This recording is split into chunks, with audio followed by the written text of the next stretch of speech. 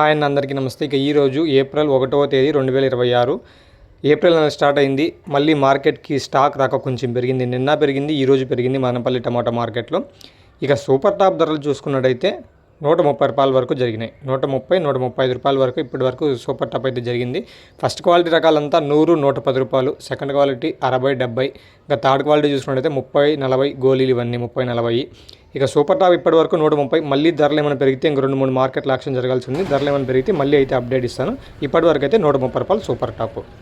బాగా పనిచేసింది. ఇదేమో దోమ పూర్తిగా చచ్చిపోయింది. ఎవరైనా వాడచ్చు దీని రైతులు. వాడక ముందు పచ్చదోమ చెట్ల మీద ఉండింది.